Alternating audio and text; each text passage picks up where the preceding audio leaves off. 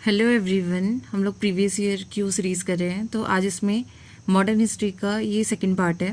तो इसमें जो क्वेश्चन है, ये जो टॉपिक है quit India movement and independence and partition. तो इसका जो फर्स्ट क्वेश्चन है, who among the following drafted the quit India resolution. इसका जो करेक्ट आंसर है महात्मा गांधी है। Mahatma Gandhi drafted the original Quit India resolution. Mahatma Gandhi decided to initiate a new phase of movement against the British in the middle of the Second World War. He said that the British must quit India immediately. To the people, he said, do or die in your effort to fight the British, but fight non-violently. ठीक है, तो ये जो हमारा quit India resolution किसने पास draft किया था? ये महात्मा गांधी ने ड्राफ्ट किया था। और डू और डाई इसका स्लोगन था। नेक्स्ट क्वेश्चन है, during which movement the two brother Gangaram and Khimdev were martyred. ठीक है, तो ये कौन से उसमें हुए थे? क्विट इंडिया मूवमेंट में। During Quit India movement in 1942 protest broke out against British rule across India including Uttarakhand. ठीक है, during this protest two brother from Uttarakhand namely Gangaram और खीमदेव, ये भी दोनों शहीद हो गए थे। ठीक है, वो भी firing of British army. Next question है, Simon commission was appointed in. Simon commission appoint कब हुआ था? 1927 में अपॉइंट हुआ था। ठीक है, in 1927 the British government in England decided to send a commission headed by Lord Simon to recommend the political development towards a responsible government. The commission had no Indian representative, इसलिए उसका विरोध हुआ था। ठीक है, the decision created an outreach in India. फिर है question है, who blamed Muhammad Ali Jinnah most vehemently for partition of India। ठीक है, किसने ब्लेम किया था मोहम्मद अली जिन्ना को? लॉर्ड माउंटबेटन ने। ठीक है, फिर है, who was the first person to wage individual सत्याग्रह। ये कौन है? विनोबा भावे थे। ठीक है, Vinoba Bhave was the first individual satyagrahi chosen by Mahatma Gandhi. और जवाहरलाल नेहरू जो सेकंड थे, और थर्ड जो थे ब्रह्मदत्त थे। सॉरी, ठीक है, थर्ड सत्याग्रही जो थे ब्रह्मदेव थे। फिर है नेक्स्ट क्वेश्चन है, quit India movement succeeded in awakening people and to infuse courage in people. ठीक है, the slogan do or die put a lasting impact on the people's mind. ठीक है, तो ये दोनों स्टेटमेंट करेक्ट है, बट लेकिन इसका एक्सप्लेन नहीं करता है जो सेकंड वाला है। ठीक है, देख लेते हैं इसको।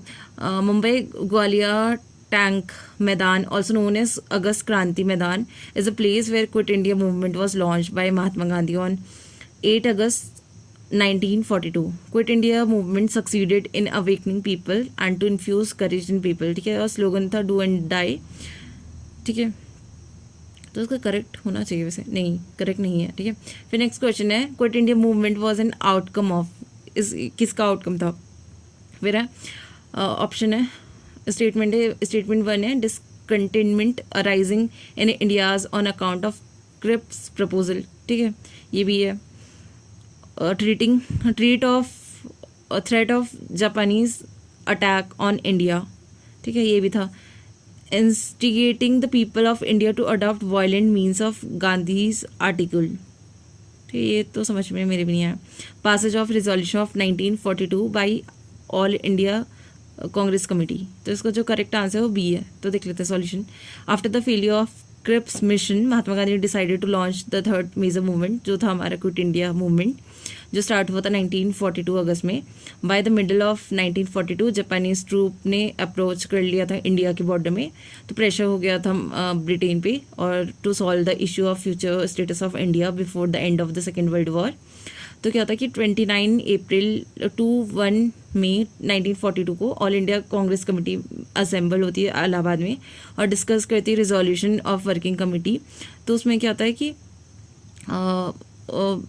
Significant of being commitment to non violence के लिए कहते हैं। और 8 अगस्त 1942 को ऑल इंडिया कांग्रेस कमेटी मिलती है बॉम्बे में, और रेटिफाइड करती है क्विट इंडिया रिजोल्यूशन, जिसमें गांधी जी बोलते हैं do and die. Next question है, who was the prime minister of England at the time of India's independence. ठीक है, उस टाइम पे कौन था प्राइम मिनिस्टर? ये थे क्लेमेंट एटली। ठीक है, मैं ज़्यादा एक्सप्लेन नहीं करूँगी क्योंकि इसमें बहुत सारे क्वेश्चन करने हैं।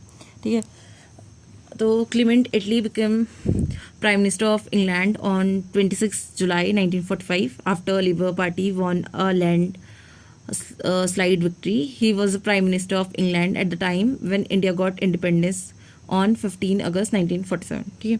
नेक्स्ट क्वेश्चन है, who had given the thought of separate nation for Muslim. ठीक है, किसने दिया था ये थॉट, किसका था? ये जो थॉट था ये था मोहम्मद इकबाल का था. ठीक है. So Mohammad Iqbal, a poet and a philosopher who wrote सारे जहाँ से अच्छा, is considered to have given the vision of creation of Pakistan. ठीक है, जहाँ पे जो जिन्ना कंसिडर्ड होते हैं हु शेप द विजन. ठीक है, जो विजन दिया था वो किसने दिया था? मोहम्मद इकबाल ने. और जो इसको शेप दिया था वो था जिन्ना ने. On 23 March 1940 at its Lahore session the Muslim league adopted the Lahore resolution to form a new Muslim state Pakistan.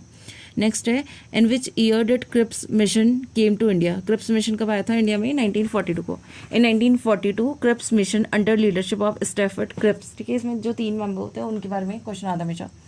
तो ठीक है, Cripps a member of British cabinet was dispatched to India to discuss the British government draft declaration on the Constitution of India, and with the representative Indian leaders from all the parties. The Cripps mission failed, and the issue of India's constitution was postponed until the end of the World War II.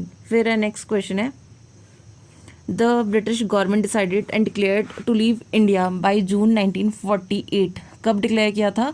ये था 20 Feb 1947 को declare कर दिया था कि जून 1948 तक British India को छोड़ के चले जाएगी. ठीक है, पर लेकिन उससे पहले इंडिया को इन लोगों ने छोड़ के जाने लगे थे.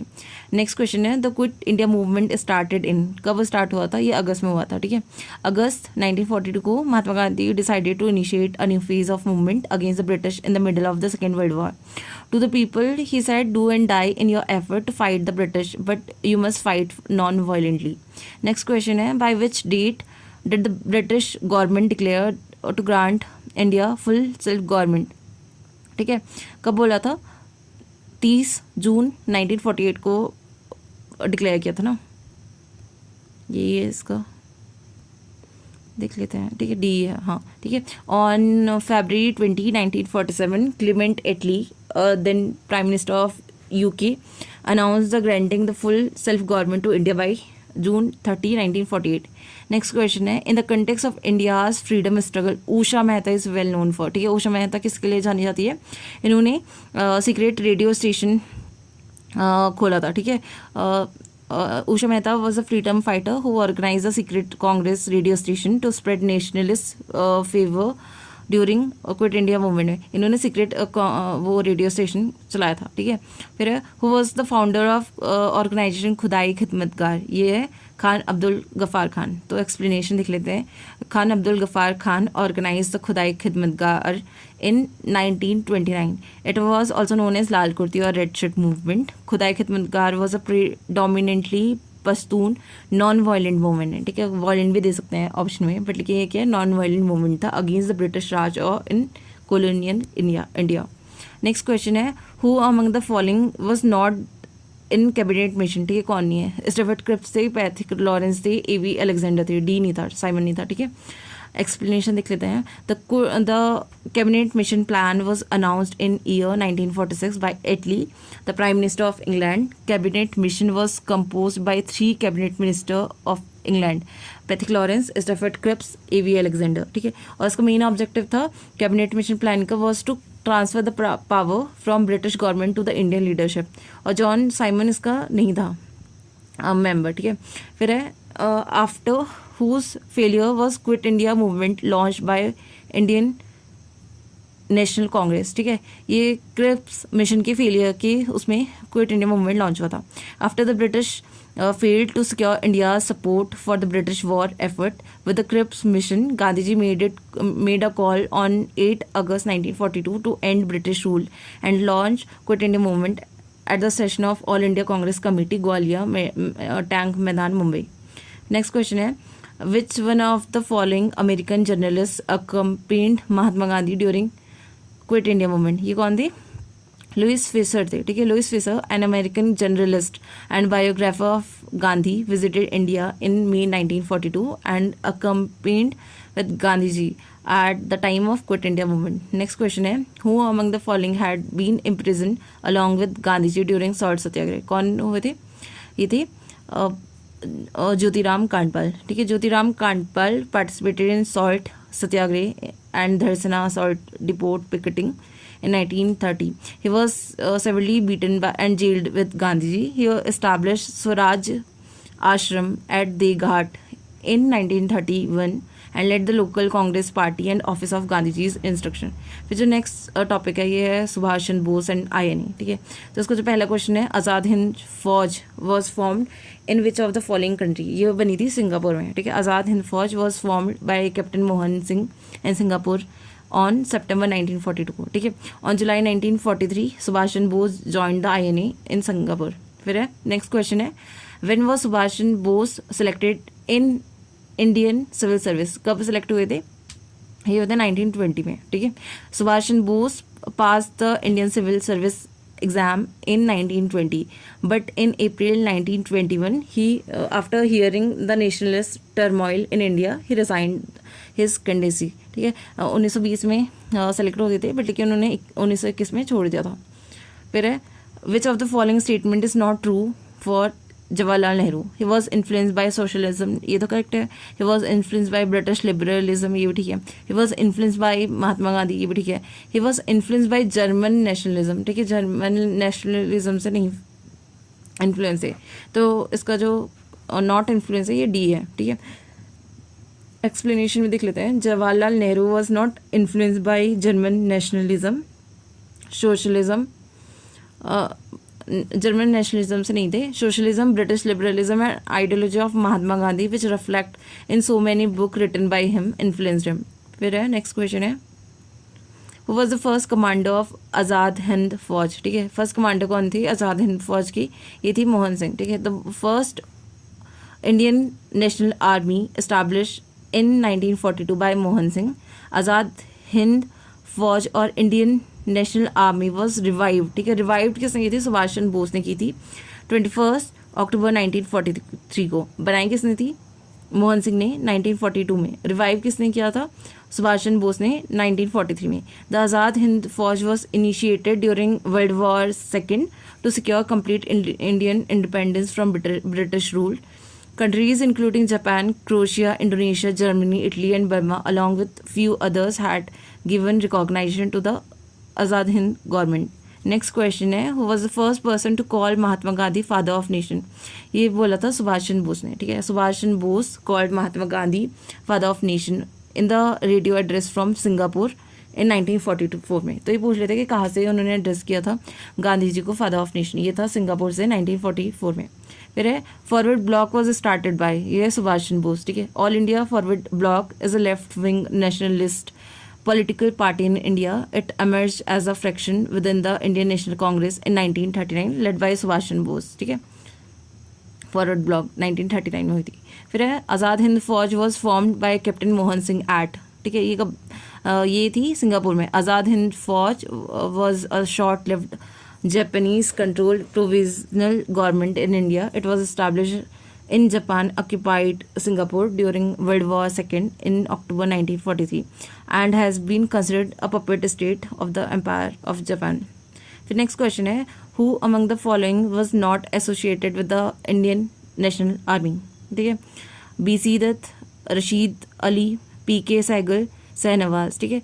जो हमारे BC दत्त है वो इंडियन नेशनल आर्मी से रिलेटेड नहीं है। जो Rashid Ali colonel Gurbaz Singh Dhillon, colonel Prem Singh Sahgal, general Shahnawaz Khan associated with Azad Hind Fauj, ठीक है। And they were arrested by British force and sent to the Red Fort at Delhi for court martial in charge of treason torture murder के उसमें, ठीक है। और जो हमारे BC दत्त है, ठीक है, यानी कि Balai Chandra Dutt was a leader of royal Indian naval mutiny of 1946, ठीक है। BC दत्त ये इंडियन नेशनल आर्मी से रिलेटेड नहीं है। नेक्स्ट क्वेश्चन है, अच्छा ये है जो टॉपिक ये है governor of India, governor general, viceroy, constitutional development, ठीक है. Who said that the Congress is tottering to its fall and one of my great ambition while in India is to assist it to a peaceful demise. ये किसने बोला था? Lord Curzon ने बोला था, ठीक है. फिर है नेक्स्ट क्वेश्चन है, in India who implement the local self government, ठीक है. लोकल सेल्फ गवर्नमेंट से रिलेटेड कौन है? रिपन है, ठीक है. Lord Ripon who was the viceroy of India during British rule took the initiative for creating local government bodies. They were called the local board. Elected local government bodies were created after 1882. Next question है, which of the following act was called as charter of slavery by Jawaharlal Nehru? किसको बोला था? जवाहरलाल नेहरू ने charter of slavery, ये था government of India act 1935. Jawaharlal Nehru called Government of India Act 1935 as a charter of slavery because it safeguarded the British rule in India. Next question है, the first Governor General of India was appointed in, ठीक है. First governor general of India appoint कब हुआ था? 1833 में. The charter act of 1833 change the status of governor general of Bengal to governor general of India, ठीक है. Governor general of Bengal था, उसको गवर्नर जनरल ऑफ इंडिया कर दिया था चार्टर एक्ट 1833 में, ठीक है. जिसमें होता है कि विलियम बेंटिंग जो होते हैं फर्स्ट गवर्नर जनरल बनते हैं इंडिया के 1833 में. फिर है cabinet mission came to India in, ठीक है. कैबिनेट मिशन कब आया था? 1946 में आया था ना, ठीक है. इन मार्च 1946 the British cabinet sent a 3-member mission to Delhi to examine the Muslim League's demand and to suggest a suitable political framework for a free India. The cabinet mission the country 3 month के लिए आया था, ठीक है. recommend loose 3-tier confederation, ठीक है. तो यही है कि 1946 में आया था cabinet mission plan. Neither the league not the Congress, किसी ने एक्सेप्ट नहीं किया था इसके प्रपोजल को. फिर है Gopal Krishna Gokhale compared which of the following viceroy with Aurangzeb, ठीक है. इन्होंने लॉर्ड कर्जन को कंपेयर किया था औरंगजेब के साथ, गोपाल कृष्ण गोखले ने. Gopal Krishna Gokhale compared the period of Lord Curzon with the Mughal empire Aurangzeb, ठीक है. Lord Curzon served as viceroy of India from 1899 to 1905, ठीक है.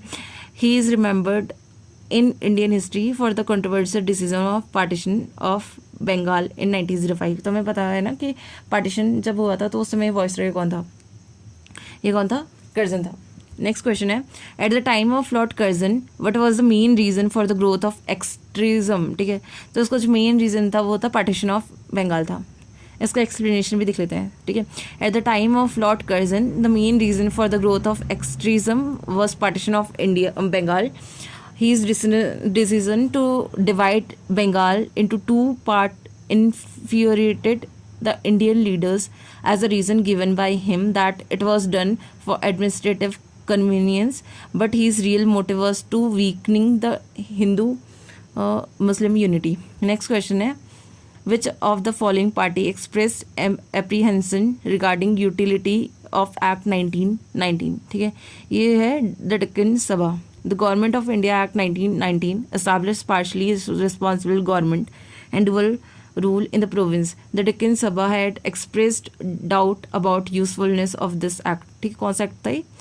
Utility of act 1919. फिर है which of the following is not true regarding government of India act 1935, ठीक है. इसमें क्या था कि responsible government was not establish in the state, bicameral legislature was not started in Bengal province, communal electoral system was abrogated, it was not mandatory for a state to join the Indian Union, ठीक है. इसमें कौन सा true नहीं है बोला ना, ठीक है. True regarding government of India act is responsible government was not establish in state, bicameral legislature was not started in Bengal province और communal electoral system was abrogated. ये सारे में करेक्ट है और डी इसका इनकरेक्ट है. नेक्स्ट क्वेश्चन है, who was the viceroy of India at the time of foundation of INC, ठीक है. कौन था? डफरिन था. फिर है on 28 December 1885 72 social reformer, journalist and lawyer congregated for the first session of INC at Gokuldas Tejpal Sanskrit College, Bombay. Lord Dufferin was the viceroy of India at that time. फिर है next question है, the commander of India the commander of East India company army in the battle of Buxar was, ठीक है. Commander कौन था? East India company का at the time of battle of Buxar. ये था हमारा हेक्टर मुनरो था, ठीक है। Hector Munro, major Hector Munro commanded the East India Company's army in the Battle of Buxar. The battle was fought on 22-23 October 1764 between the combined armies of Mir Kasim जो था नवाब का ये नवाब था बंगाल का, सुजा उद्दौला जो अवध का नवाब था, और Mughal emperor Shah Alam second and the army of British East India company.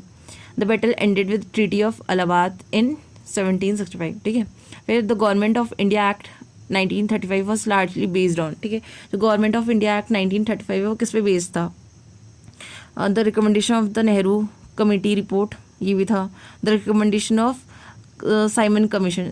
सो जो मेन, वैसे इसका जो साइमन कमीशन वाला था, वैसे तो इसमें हाँ 3 राउंड टेबल भी है ना, तो बी एंड सी ज़्यादा ठीक लग रहा है, तो या तो डी करेंगे, हाँ डी होगा, नहीं तो इसने कमीशन ने इसको शायद हटा दिया था, हाँ कमीशन ने इस क्वेश्चन को हटा दिया था क्योंकि सारी जो Nehru report, 3rd round table और साइमन कमीशन तीनों का इम्पैक्ट था गवर्नमेंट ऑफ इंडिया एक्ट 1935 में। नेक्स्ट क्वेश्चन है, which charter was called as germ out of the subsequent Anglo Indian code were developed, ठीक है। कौन से चार्टर को बोलते हैं? Charter of 1600 was called as germ by Albert. He said it is the germ out of which the Anglo-Indian codes were ultimately developed. As the subsequent interpretation of the provision of the charter provides the basis for the East India Company of controlling and administering territorial expansion of the company in India. The next question है, which of the following law provided that Indians should not be barred from holding jobs with the East India Company? ये कौन सा वो था, ठीक है। ये था हमारा 1833 का charter act. The charter act of 1833 legalise the British colonialization in India. It ended the activities of East India Company as a commercial body. It made the Governor General of Bengal as the Governor General of India and vested him all the civil and military powers. This act introduced a system of open competition for selection of civil servant and stated that the Indian should not be debarred from the holding any place, office and employment under the company. Lord William Bentinck जो था first governor general of India था। फिर next question है, a federal structure for India distributing legislative power between centre and province was first introduced in, ठीक है, कब introduce हुई थी? गवर्नमेंट ऑफ इंडिया एक्ट 1935 में।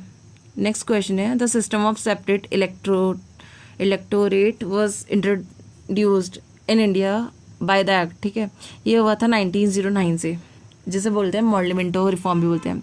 नेक्स्ट क्वेश्चन है, which judicial plan of Lord Cornwallis establish a court of circuit, ठीक है, ये कौन सा एक्ट था? बाय जुडिशियल प्लान ऑफ 1790 से ये कोर्ट ऑफ सर्किट इस्टेब्लिश हुई थी, ठीक है, जो की थी लॉर्ड कॉर्नवालिस ने। फिर नेक्स्ट क्वेश्चन है, the high court of judicature initially establish in India were located at, ठीक है, ये बॉम्बे, मद्रास और कलकत्ता था, ठीक है, तो सी होना चाहिए इसका आंसर, ठीक है। इन 1862 3 high court were establish for the first time in India bye queen Victoria during the British rule in the cities of Bombay, Madras and Calcutta. फिर है, who was the chairman of first law commission of India, ठीक है, ये कौन था? TB. McClay था। The first law commission was established during colonial rule in India bye east India company under the charter act of 1833, ठीक है, और इसमें कौन था? Lord T B. Macaulay as the chairman, और उसके 4 अदर मेंबर्स भी थे, जिसमें C.H. Cameron, J.M. मैकलियोड और G.W. एंडरसन और F. मिलेट भी था, ठीक है। वैसे इंपॉर्टेंट जो है टी.बी. मैकले ही है बस। The first law commission of India was constituted under the charter of 1833 है। Who was regarded as the father of electric telegraph in India, ठीक है, ये है डलहौजी, ठीक है, मोस्टली जो है रेलवे वगैरह सब डलहौजी का ही है, तो एक्सप्लेनेशन भी देख लेते हैं इसका पूरा, ठीक है। Lord Dalhousie was regarded as the father of electric telegraph in India. The British East India Company started using the telegraph in 1851 में स्टार्ट हुआ था एंड टिल 1854 तक रहा, ठीक है। Telegraph line were laid across the country. The telegraph service was open to the public for the first telegram was sent from Mumbai to Pune in 1854, ठीक है। और 14 July 2013 was the last day of telegraph service in India. अच्छा, फिर उसके बाद telegraph service बंद हो चुकी थी। फिर नेक्स्ट क्वेश्चन है, who was the India's only Jewish viceroy. ये कौन था? लॉर्ड रेडिंग था, ठीक है। Lord Reading viceroy and governor general of India from 1921 to 25 was India's only Jewish viceroy. Next question है, which victory was assassinated during the tenure. अच्छा, which voice Roy है ना, सॉरी मैंने विक्ट्री पढ़ लिया ना, ठीक है। ये जो था ये मायो था, ठीक है। Lord Mayo the viceroy of India was killed by Sher Ali Afridi, a former soldier from Khyber agency, ठीक है। और ये पोर्ट ब्लेयर में इनको मारा था। फिर है, the first chief justice of supreme court established bye east India company. ये कौन थे? एलिजा एम्पे थे, ठीक है।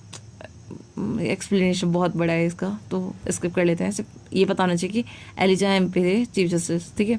James Andrew Ramsay was the real name of which governor general of India, ठीक है। ये किसका था? ये लॉर्ड डलहौजी का नाम था, जेम्स एंड्रयू रैमसे। फिर है, who was the governor general of India during the revolt of 1857। कौन था? उस टाइम पे कैनिंग था ना, ठीक है। The Canning, Lord Canning was the governor general of India during the revolt of 1857 and he become the first viceroy of India in 1858। He was successfully control the famous revolt 1857 का revolt, ठीक है। Next question है, which act of British parliament abolish the east India companies monopoly over trade in India, ठीक है। कौन सा act था? ये था चार्टर एक्ट ऑफ 1813, ठीक है। बट यहाँ पे वो दो चीज़ नहीं थी, ठीक है। टी और चाइना, इसके साथ ट्रेड नहीं था, बाकी सब के साथ जो ट्रेड का था, जो मोनोपोली, वो उसको अबॉलिश कर लिया था।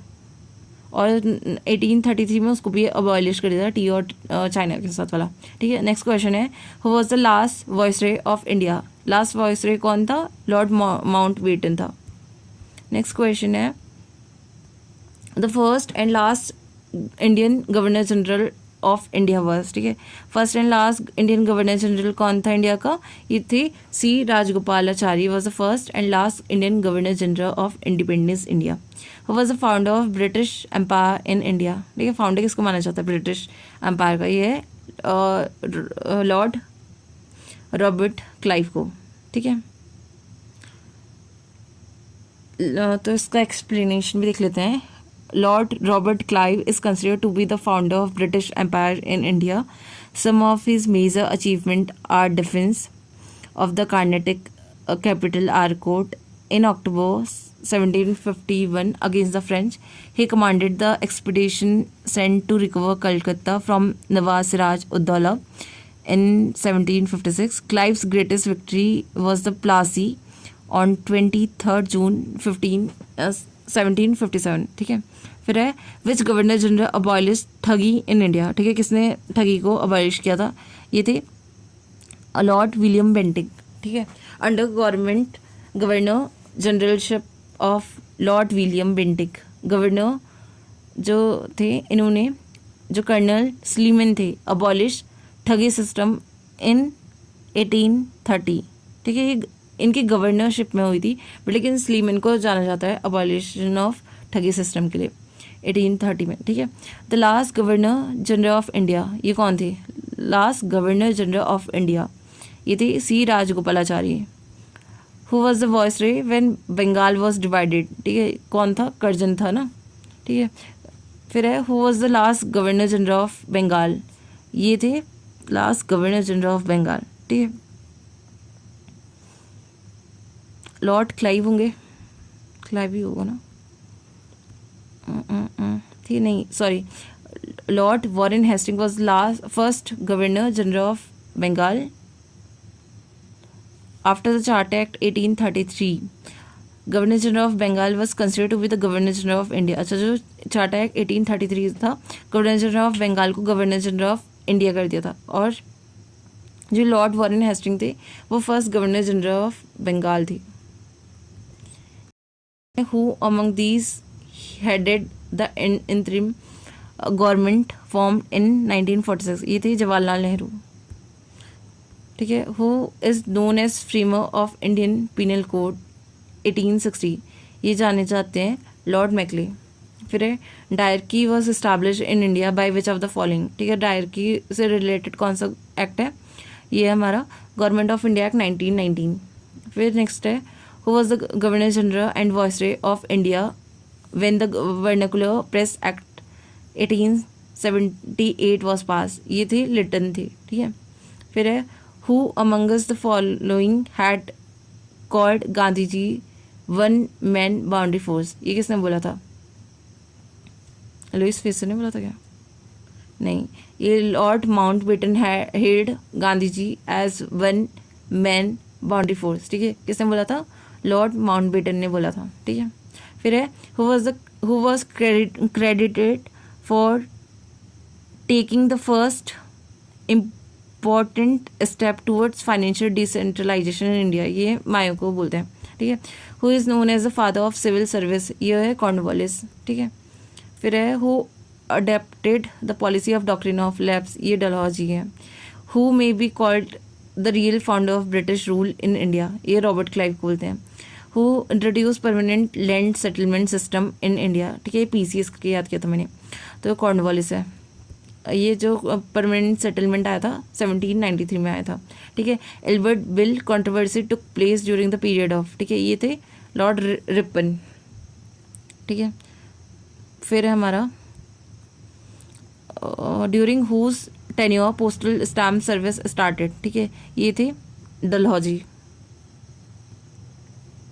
ठीक है। फिर यहाँ से यूनिफिकेशन ऑफ प्रिंसली स्टेट वाला है। Privy purse was related to whom in the post independence period, ये थे फॉर्मर किंग से रिलेटेड है प्रीवी पर्स। फिर है merger of state was affected under the leadership of, ठीक है, ये किसकी लीडरशिप में था, सरदार वल्लभ भाई पटेल के इसमें ना। फिर यहाँ से हमारे मिसलेनियस क्वेश्चन देख लेते हैं, कितने क्वेश्चन हैं।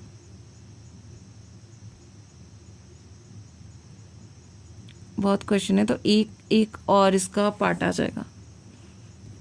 Thank you.